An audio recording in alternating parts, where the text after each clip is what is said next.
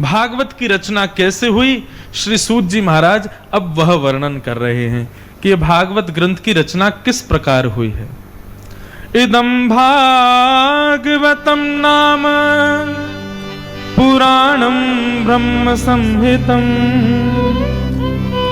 उत्तम श्लोक चरितं चकार भगवान ऋषि, चकार भगवान ऋषि।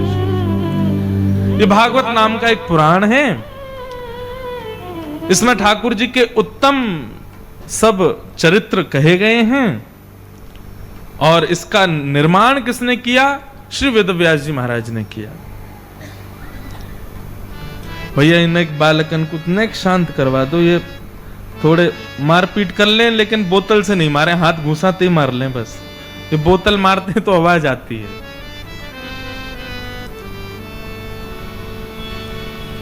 अब सब लोग इधर देखो, इधर देखो। भागवत की रचना किस भाव से हुई बंधुओं? वेदव्यास जी महाराज ने, बद्रीनाथ कितने लोग गए? हाथ ऊपर करो। और उस बद्रीनाथ में भी माना गांव कितने लोग गए? सभी गए। जो बद्रीनाथ जाता माना तो जाता ही। माना में श्री वेदव्यास जी ने सारे ग्रंथों की रचना की, महाभारत की रचना की, श्रीमद् भागवत की रचना की। कभी कभी मन में विचार उठता है कि श्री वेदव्यास जी महाराज ने इतने ग्रंथ क्यों लिखे? और अन्य धर्मावली भी हम लोगों को इस बात पर टोक ही देते हैं, बोला आपके यहाँ एक चीज थोड़ी, आपके यहाँ तो दुनिया भर का भरा पड़ा है, जाने क्या क्या है। बराह पुराण अलग है, मत्स्य पुराण अलग है, भागवत पुराण अलग है, देवी भागवत अलग है, शिव महापुराण अलग है, वहां पे कुछ लिखा है, कहीं पे कुछ लिखा है। इतना सब कुछ क्यों है? तो बंधुओं वास्तविकता सुनिए। मानव कल्याण के लिए श्री वेदव्यास जी महाराज लिखना शुरू करते हैं। अब एक ग्रंथ लिखते हैं तब उनके मन में कुछ और उत्पन्न होता है, तो फिर वो दूसरा ग्रंथ लिख देते हैं, दूसरा लिखते हैं तो फिर तीसरा लिख देते हैं। इस प्रकार कुछ ना कुछ उत्पन्न होता रहता है और श्री वेदव्यास जी लिखते जाते हैं। परंतु 4 वेद, 1,00,000 श्लोकों से युक्त महाभारत, 18 उपपुराण, 17 महापुराण, इतना सब कुछ लिखने के बाद भी श्री वेदव्यास जी का हृदय अशांत है। तब वहां पर श्री नारद जी महाराज का आगमन हुआ। नारद जी बोले, क्या बात है भैया, आप इतने दुखी क्यों हो, इतने कष्ट क्यों हो, इतने अशांत क्यों हो? तब श्री नारद जी महाराज के कहने पर वेदव्यास जी बताते हैं, बोले नारद जी देखो मैंने कितना कुछ लिख दिया, लेकिन मेरा मन पता नहीं क्यों अभी भी ऐसा लगता है कि कहीं अपूर्णता है, कहीं मैंने कुछ छोड़ दिया है। ऐसा लगता है कि मन अभी अशांत है मेरा। इतना सब कुछ लिखने के बाद भी मन अशांत क्यों है मेरा? तब नारद जी बोले, मैं बताऊं क्यों अशांत है? बोले बताइए। तब नारद जी महाराज कहते हैं कि भवता नुदित प्रायो यशो भगवतो मलम् ये नैवासौ न तुष्येत मन्ये तद्दर्शनम् खिलम्। नारद जी महाराज कहते हैं, भगवान आपने ग्रंथ तो बहुत लिखे, आपने पुराण शास्त्र आदियों का खूब निर्माण किया, परंतु आपने सब जगह देखा जाए तो घुमा फिरा के 4 ही बात लिखी हैं। कौन कौन सी? बोले धर्म क्या है, अर्थ कैसे कमाया जाए, कामनाओं की पूर्ति कैसे हो और अंत में मोक्ष कैसे मिले। आपने समस्त अपने धर्म ग्रंथों में केवल ये 4 ही बात लिखी हैं। कौन कौन सी? धर्म क्या है, अर्थ कैसे कमाया जाए, कामनाओं की पूर्ति कैसे हो और सब कुछ करते हुए अंत में मोक्ष कैसे मिले। धर्म अर्थ काम मोक्ष, इन चारों के समूह को कहते हैं चतुर्विध पुरुषार्थ। आपने सब जगह यही लिखा है।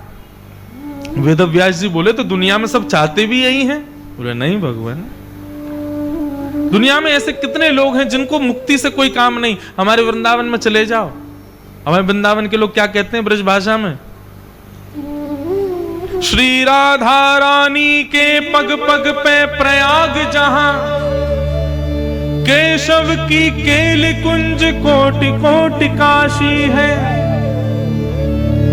यमुना में जगन्नाथ रेणुका में रामेश्वर, तरु तरु पे पड़े रहते अयोध्या निवासी है, गोपिन के द्वार द्वार हरिद्वार बसत जहां, बद्री केदारनाथ फिरत दास दासी हैं, स्वर्ग अपवर्ग लेकर करेंगे हम क्या, जान लो हमें हम वृंदावन वासी हैं, जान लो हमें हम वृंदावन वासी हैं। कभी इस पूरी पंक्ति को ध्यान से सुनना, सारे तीर्थ कैसे पड़े रहते हैं वृंदावन में, पग पग पे प्रयाग जहां, हर कदम पर आपको प्रयाग जाने। आप वृंदावन में जब घूमते हैं ना, तो वृंदावन में घूमने मात्र से प्रयाग जितनी बार जाने का, प्रयाग मतलब संगम जाने का, त्रिवेणी जाने का जितना फल होता है वृंदावन में केवल चलने मात्र से मिल जाता है। वो पग पग पे प्रयाग जहां, केशव की केली कुंज कोटि कोटि काशी हैं। एक आध बनारस बोल देते, यहां कह रहे हैं कि हमारे वृंदावन की लता कुंजों में करोड़ों काशी बैठे हैं। यदि आप वृंदावन के वृक्ष को प्रणाम करते हो तो 1000 बार काशी जाने का जो फल मिलना चाहिए वो एक वृक्ष को प्रणाम मात्र से मिलता है वृंदावन में। गोपिन के द्वार द्वार हरिद्वार बसत जहां, वृंदावन के सब ब्रजवासियों के घर के द्वार पर हरिद्वार विद्यमान है। वहां पर यदि 2 मिनट बैठ भी जाते हो तो हरिद्वार जाने का फल मिल जाता है। और बद्री केदारनाथ फिरत दास दासी हैं। बद्री केदारनाथ तो दास दासियों की तरफ घूमते रहते हैं वृंदावन में। यमुना में जगन्नाथ, और यमुना की रेणु यानी कि रज में, यमुना में जगन्नाथ, रेणुका में रामेश्वर, और तरु तरु पे पड़े रहते अयोध्या निवासी हैं।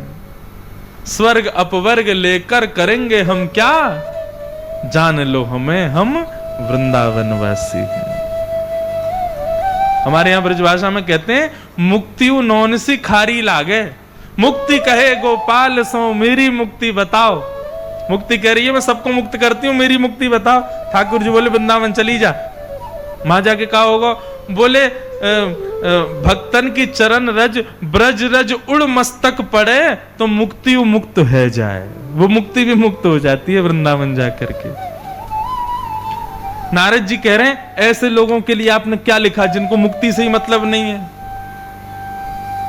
वृंदावन वासी तो कहते हैं कहां करूं वैकुंठ ही जाए, जहां नहीं नंद, जहां नहीं यशोदा, जहां नहीं गोप गाय और ग्वाल और गाय। अरे भैया वैकुंठ हमको नहीं जाना। और यदि ब्रज से बाहर जाने की बात हो ना तो ब्रजवासी कहते हैं ब्रज तज मोरी जाए बलाएं। मुझ पर जितनी अलाएं बलाएं आ गई ना, ब्रज छोड़ के वो चली जाएं, हम तो कभी नहीं जाएंगे। एहो विधि ना तो पे अचरा पसार मागू, जन्म जन्म दीजो याही ब्रज बसे वो। कहां तक कहूं, हमारे वृंदावन की रीति अलग है। हमारे वृंदावन में वैकुंठ की कामना नहीं करता, कोई मुक्ति की कामना नहीं करता। ठाकुर जी से कहते हैं हे नाथ, हे राधा रमन लाल, हे राधा वल्लभ लाल, हे बांके बिहारी लाल, कृपा कर दियो मोरहू बनाओ तो बनाओ श्री वृंदावन को।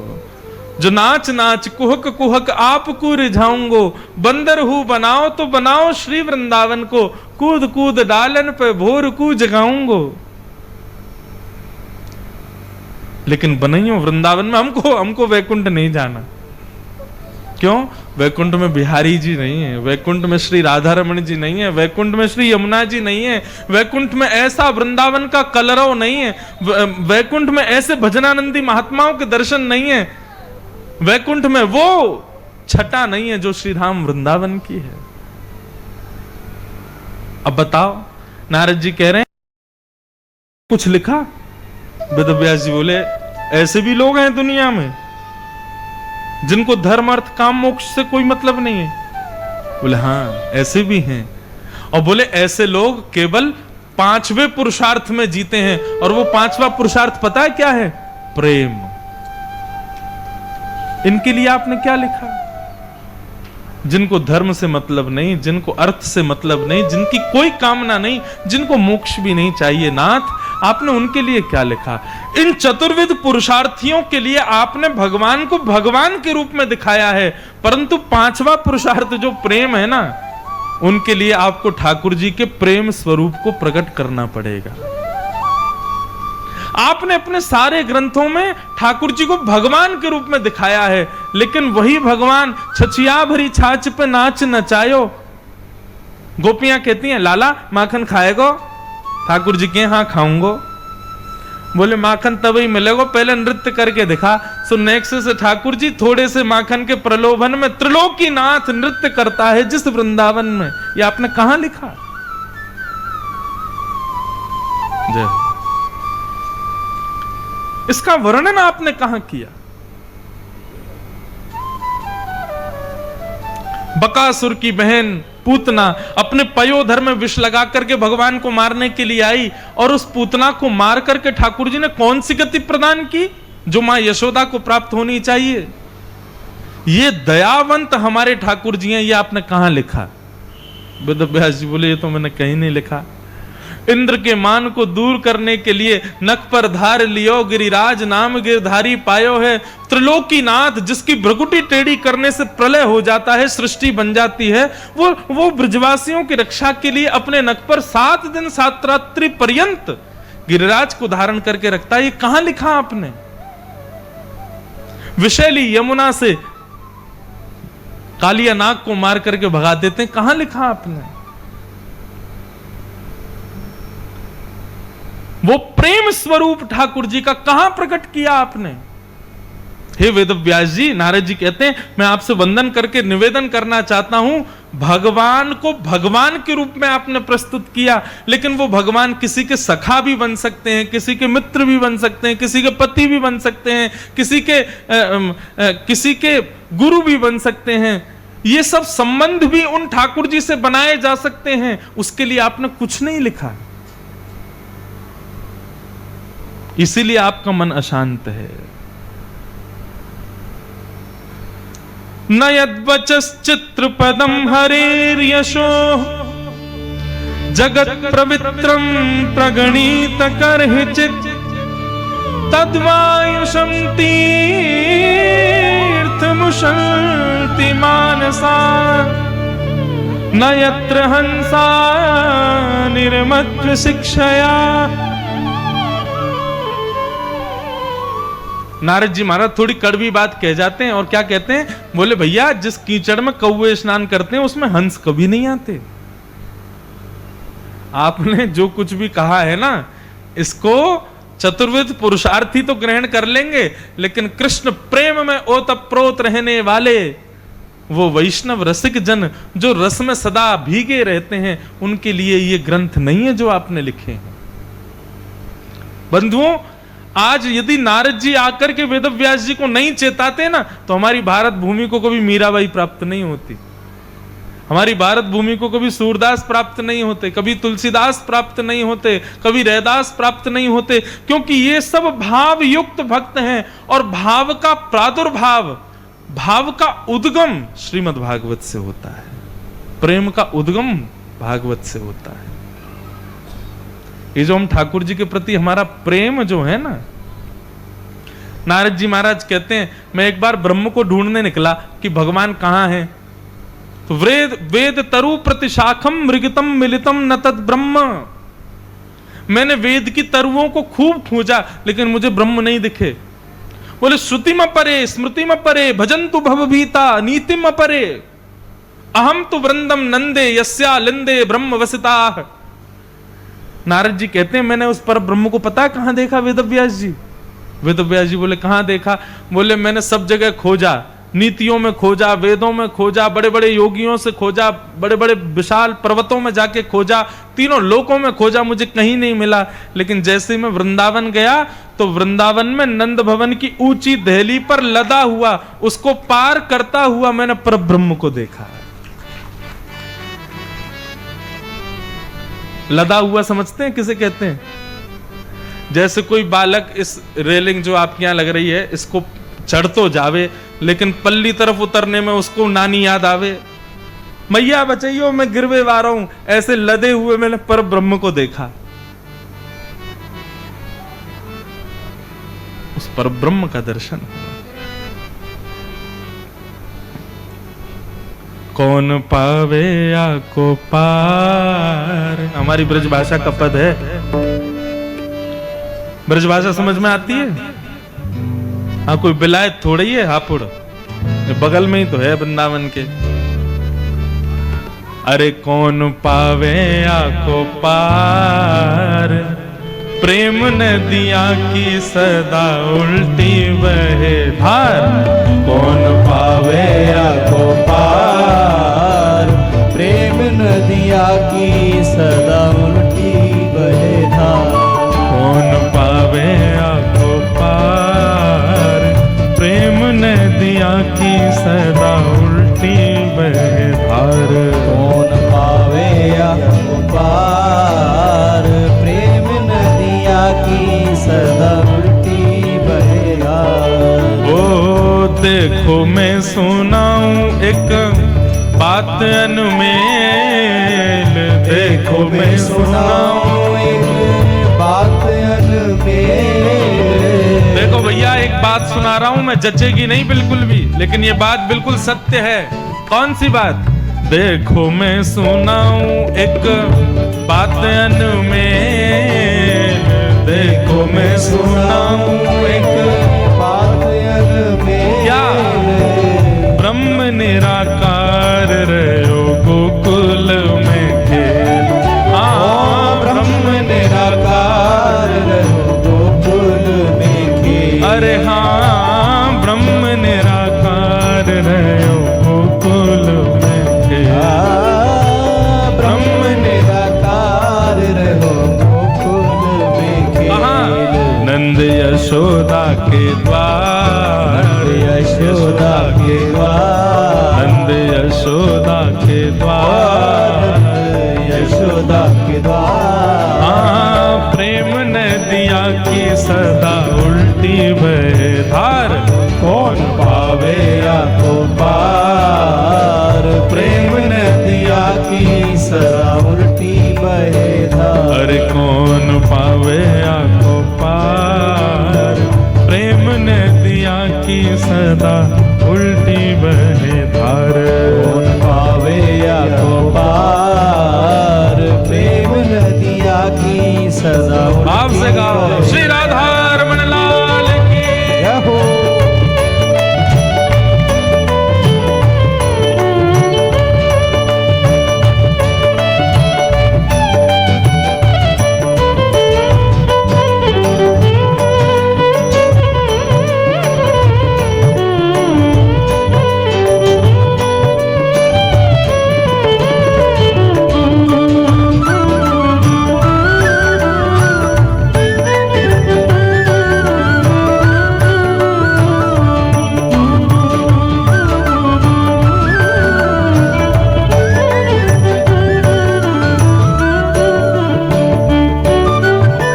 जननी की गति दई पूतना कुपेल, जननी की गति दई पूतना कुपेल। जननी की गति दई पूतना कुपेल, जननी की गति दई पूतना कुपेल। हो विष देने आई पाई मुक्ति ठेलम ठेल। विष देने आई पाई मुक्ति ठेलम ठेल। देखो न जाने कौन से गुण पर दयानिधि रीझ जाते हैं। विष देने आई थी पूतना, लेकिन उसको गति कौन सी प्रदान की जो मां यशोदा को प्राप्त होनी चाहिए। विष देने आई पाई मुक्ति ठेलम ठेल। विष देने आई पाई मुक्ति ठेलम ठेल।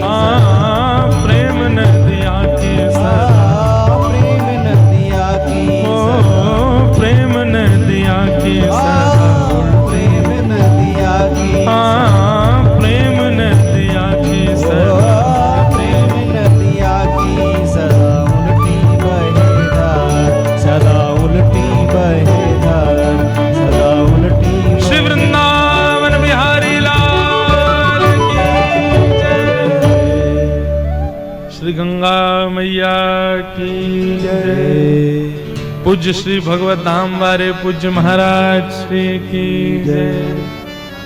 सब संतन हरि भक्तन की जय। तो बंधुओं, हम क्या चर्चा कर रहे थे कि नारद जी महाराज ने जाकर के श्री वेदव्यास जी को समझाया, हे व्यास जी, आपका मन अशांत इसलिए है क्योंकि आपने सबका उजागर कर दिया, परंतु जिसका होना चाहिए प्रेम, उसका उजागर नहीं किया। एक बात सदैव मन में हृदय में आती है कि हम जब तक ठाकुर जी को केवल भगवान मानते हैं ना, तो एक दूरी बनी रहती है, वो भगवान है। परंतु जब हम अपने भाव में आ जाते हैं और भाव पक्ष वृंदावन जैसा हो, जहां पर ठाकुर जी को भी लाला संबोधन करके बुलाते हैं, ठाकुर जी के प्रति भी एक मैत्री भाव, एक अपनत्व भाव जब हम लोग अपना लेते हैं, स्वीकार कर लेते हैं, तो वह भगवत सामिप्य और सानिध्य दोनों समीप हो जाते हैं। नहीं तो एक दूरी ठाकुर जी से बनी रहती है। इसलिए भैया, लोगों को पता चले कि वो भगवान केवल भगवान ही नहीं है, वो पुत्र के भांति लोल्य भाव में भी रहते हैं, वो एक प्रेमी के भांति प्रेम भाव में भी रहते हैं, वो एक सखा के भांति सखत्व में भी विराजमान होते हैं। ये सब संबंध जब मानवों को बताए जाएंगे ना, तब मानव उनके ज्यादा समीप जा पाएगा। इसलिए व्यास जी, आपको यदि अपना हृदय शांत करना है, हृदय की अशांति दूर करनी है, तो फिर कि भवतानुदित प्रायम यशो भगवतो मलम, ठाकुर जी का निर्मल यश लिखना शुरू करो। अमल यश लिखो, प्रेम युक्त यश लिखो, तब आपका हृदय शांत होगा। वेदव्यास जी महाराज बोले, कैसे संभव होगा? तब नारद जी बोले, समाधि नानुस्मर तद विचेष्टितम, समाधि में बहुत ताकत है। नारद जी महाराज ने श्री वेदव्यास जी को समझाया और कहा, हे व्यास जी, समाधि लगा करके कुछ ऐसा लिखो जिसमें ठाकुर जी का प्रेम प्रकट होता हो। तब श्री वेदव्यास जी महाराज समाधिस्थ हुए और समाधिस्थ भाषा में ही ठाकुर जी के मंगल रूप का उनको दर्शन हुआ। जैसे ही लिखने के लिए तत्पर हुए, तभी क्या देखते हैं कि सामने जो खाली पन्ने रखे थे, जो जो भाव उनके हृदय में आए, वो सब अपने आप ही उस पर प्रकट हो गए और निर्माण हुआ 18वें महापुराण का। बोलो भागवत महापुराण की। इस प्रकार श्रीमद् भागवत का निर्माण हुआ, रचना हुई। एक प्रकार से कह दिया जाए तो कोई अतिशयोक्ति नहीं है, श्री वेदव्यास जी महाराज की मन से ही प्रकट है श्रीमद् भागवत। यह भी मानस के समान है।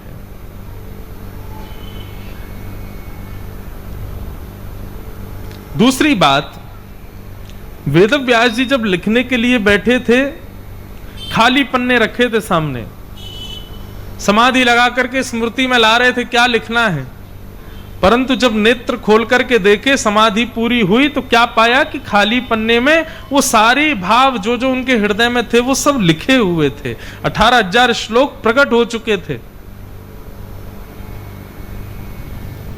एक प्रकार से यह भी कह दिया जाए तो कोई अतिशयोक्ति नहीं, श्रीमद् भागवत महापुराण की रचना समाधि में हुई है, तो लेखक इसके कोई और नहीं है, स्वयं कृष्ण हैं। श्रीमद् भागवत स्वयं कृष्ण के रूप में प्रकट हुई।